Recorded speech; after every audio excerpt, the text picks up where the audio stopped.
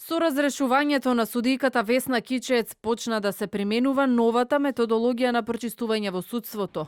Ова го порача министерот за правда Бојан Маричик, кој со полна доверба во судскиот совет ја поздрави одлуката за разрешување. Судијата Кичеец е разрешена поради нестручно и несовесно постапување во случајот со убиството на Димитар Матиловски. Со оваа одлука која синојка ја поздравив, почнува и процесот за филтрација во судството по новите правила утврдени со законодавството од 2019 година. Само на овој начин можеме да вратиме изгубената доверба на граѓаните во правдата.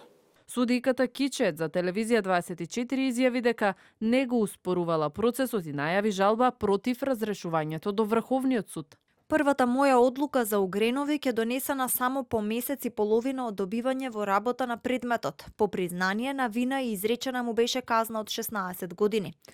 За апелација Битола казната беше висока. Ја укинаа пресудата. Висока била казната и покрај тоа што остануваа уште помалку од 4 месеци до максималниот рок за притвор. Повторно ја донесов истата одлука. Во последните година и половина судски совет разреши 9 судии, меѓу нив и председателот на Врховен Јово Вангеловски и неговите колеги Рахилка Стојановска и Ристо Катавеновски.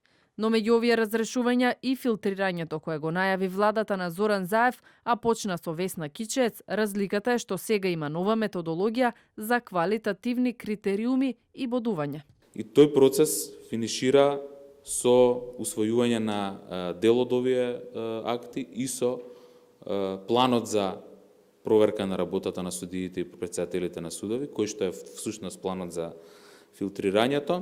Во судски совет вчера се дискутирало и за кредибилитетот на веќе пензиониран судија. Донесена е одлука дека неодамна пензионираниот Трајче Скрчески, исто така судија од Охрид, нестручно и несовесно работел пред да се пензионира.